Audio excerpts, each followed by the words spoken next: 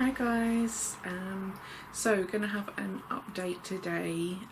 Today is Sunday, and on Friday I went for my pre-op assessment appointment, which is basically an appointment which you have before your planned surgery, which talks to you about what to expect on planning and what will happen afterwards. The appointment was at 10:30 on Friday in the morning. But we ended up actually being there for about 5 hours, which isn't normal. It should normally allow about 2 hours, but as usual, I was a bit more of a difficult case because I've had blood clots and things like that in the past. It makes the surgery a bit more complicated and a bit more risky, so there's a few things that they needed to look at and talk about and discuss to plan my surgery that you probably wouldn't have with someone else. So there was quite a lot of waiting around, and it was pretty tiring, to be honest. It was a good sort of couple of hours drive to get to the hospital from where we live, so it was going to be a long trip anyway, but it ended up being pretty much the whole day. So I just thought it would be useful to talk to you guys about what happened at the appointment, just in case any of you are having surgery coming up and you don't know what to expect. The surgery that I had last year wasn't planned, it was done as an emergency, so I didn't really have this planning before. But basically you get there, or we got there, and almost straight away they took me into a room to do routine things really. So they took some blood samples, and then they did blood pressure, height and weight, and they did one of those lung tests where you have to blow into the tube, which I'm not very good at, so that was pretty much quick. That only took a few minutes, and then shortly after that we were seen by a clinical nurse specialist who sat down and well, first off she did an ECG, and then she actually said to me what did I understand about what surgery I'm having, and asked me to explain it. I don't know how well I did at that, but I guess it's just for them to know that kind of where your understanding is and how much you already know. But as far as I was aware, it was going to be open surgery. It's going to be an incision running up, probably past my belly button this time. Last time it went from quite far down in the groin area to the bottom of my belly button, but I think this time they said they're probably going to need to go higher than that. They're going to be removing my left ovary, which is the only ovary I have left, the fallopian tube, the womb, and trying to get the tumour that they've seen above my bladder as well. Which, yeah, so that's pretty much what they're going to do. She talked to me about, or went through my medical history, what surgeries I'd had before, what treatment I'd had before, whether I'd had reactions to anaesthetic, things like that, what medication I was on, because I'm still on blood thinners, which again is something that obviously needs to be looked at before surgery. What they're actually going to do there is just switch me from the normal pill version that I've been taking for a good few months now, back to self-injecting, which wasn't the best news because I absolutely hate self-injecting. It's very quick, to be fair. It's only a small needle. The needle's probably only about that big, the entire needle, with the medicine in as well, and it's only once a day, so it's not horrendous. I'm not having to get a vein or anything like that. It just goes into the tummy area, about 2 centimetres away from the belly button. You have to do it, but I just hate doing it. But luckily I've only got to do that today, which is Sunday, and tomorrow Monday, and then from there on they will give me medication whilst I'm at the hospital, and providing all goes well after that, then they'll put me back to some sort of pill form, I think, of that. But so she went through all of that with me, and then she raised the issue of blood clots, which I'd had in the past, and I actually mentioned that when I spoke to the surgeon a couple of weeks ago and he told me they wanted to do surgery, I did talk to him about the fact that they would want to put this filter in, and we thought it would have just been organised, but unfortunately for some reason it hadn't got organised, and that's quite important because I've had blood clots in the lungs and in the heart. Obviously having surgery is quite a big risk of clotting, so I think that's why after that she had to then go away and try and get that organised sort of there and then. So that's the main reason why we were hanging around for quite a few hours, was just waiting really to try and get that sorted out. So we waited around for say a few hours, and then actually the anaesthetist came up, because we had to speak to him before surgery anyway, and he went and spoke to the gynae team about trying to get this filter organised, so he was gone for a little while. And when he eventually came back, we sat down and spoke with him for a while, and he was talking about obviously risks associated with surgery and anaesthetic and those sorts of things, and he was talking through sort of what they would do. So they would be putting in quite a lot of lines, so when I actually wake up from surgery I'm still going to be attached to quite a few different monitoring machines. So we were saying about putting a breathing tube down my throat, so I might have quite a sore throat afterwards. He was saying about putting lines into the top of my hand, which I really hate. He did say I probably wouldn't remember any of this because obviously after it would be right before I go to sleep, so hopefully I don't remember any of this, but in my hand, but also right sort of there on my wrist, which I really don't like the sound of, and in my neck, a big vein in the neck is going to have a tube hanging out of it, which is kind of gross. And he also said they're going to give me a spinal tap for pain medication, which again, I'm sure there's lots of you out there that have had epidurals and things like that, but I've never had that, so that's kind of scary as well. So they're going to have all these attachments basically to monitor me. And then obviously once I actually come around, for the first night at least, I'll be kept in the ICU, which is the intensive care unit, which he said is pretty standard because it's a major surgery, but hopefully that should only be one night, providing things go well.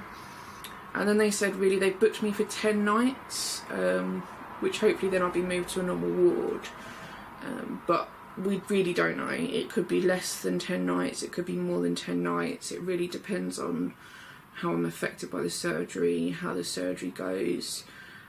Obviously they're going to be monitoring everything, so they're going to be regulating all of my sort of blood pressure, heartbeat, everything like that, and keeping a really close eye on me because it is quite a risk, as I say, with the blood clotting issues and the treatments I've had and what they're actually doing. As I say, he did talk to me a bit about the risks, and he was saying about the chances of things going wrong, and obviously there is always that chance, but how it was really rare. And if someone had said that to me before, it probably would have put my mind at rest, because it was sort of one in tens of thousands that this would happen or that would happen to go wrong. But then afterwards in my head I'm thinking, well, what are the chances of me actually having this cancer? Like this really rare cancer? Those chances are probably pretty remote, so yeah, I'm not gonna lie, it is kind of scary. I know that on my last video I said that I was happy that they're going to be able to hopefully just do surgery, rather than having to do chemo, radiotherapy, those sorts of treatments. But as I say, it's Sunday now, and I'm going to be going in there on Tuesday because I've got to fit this filter the day before surgery. My surgery's actually on Wednesday, and I'm really trying to keep as busy as I can not to think about it because it is really scary. I'm just thinking about last time when I had surgery, the things that I really struggled with. So a lot of really bad sickness, a lot of pain, quite bad pain, and I think they put gas into you when they're doing the actual surgery, and obviously afterwards that's really painful as well. I don't know if anyone's had normal gas, could be quite painful, but after the surgery last time that was really painful. So I did discuss this with them at my appointment, and they said that they would give me a lot of anti-sickness before I even wake up, to try and help with that. They've also given me lansoprazole, which I had before, which is to help the stomach lining. So it tries to help for you if you get stomach acid reflux and those sorts of things, because I suffered from that last time as well. So I know we're definitely a lot more prepared this time, because my last surgery, as I say, was pretty much just done as an emergency.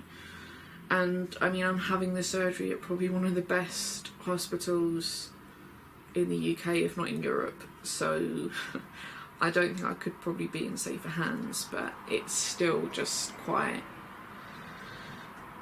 scary, the thought of it, I guess. I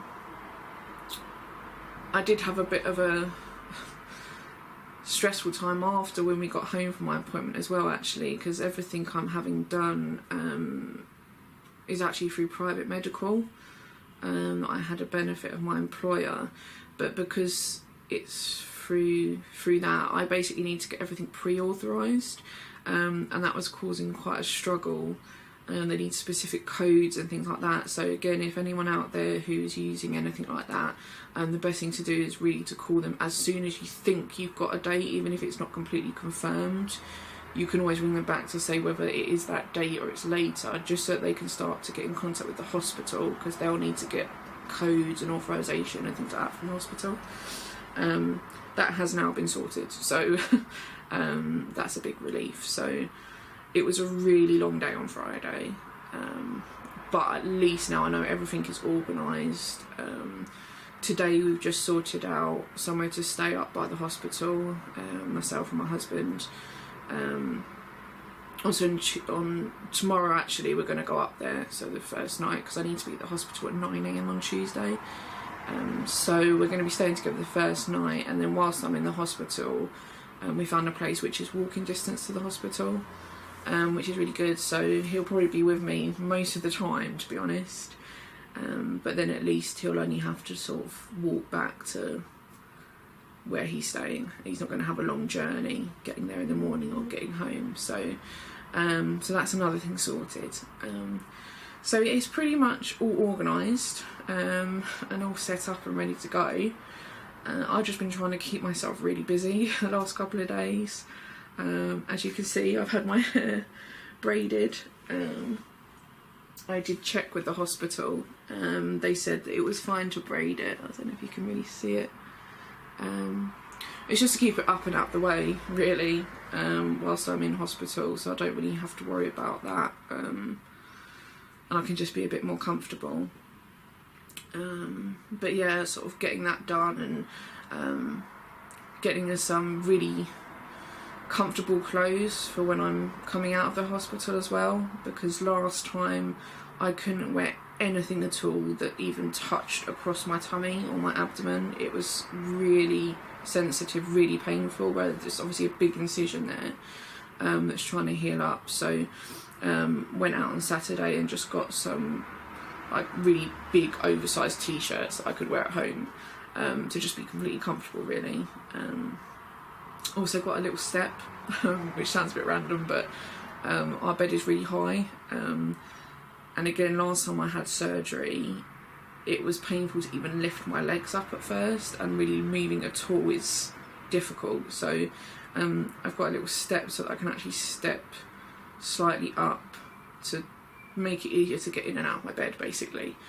I don't know how much I'm going to be out of bed the first few days, but yeah, it's just little things like that, really, just trying to prepare as much as I can, and trying to go out as much as I can as well, and do things as much as I can before tomorrow. So the last couple of days I've been out for meals, been out for lunch, been shopping, which, as I say, has helped to keep me busy, but also it's making the most of it, because after surgery I'm not going to be moving around for quite a while, so I'm probably going to go a bit stir crazy, but I'll deal with that later. In terms of how I'm feeling, I'm actually okay as long as I don't think about it.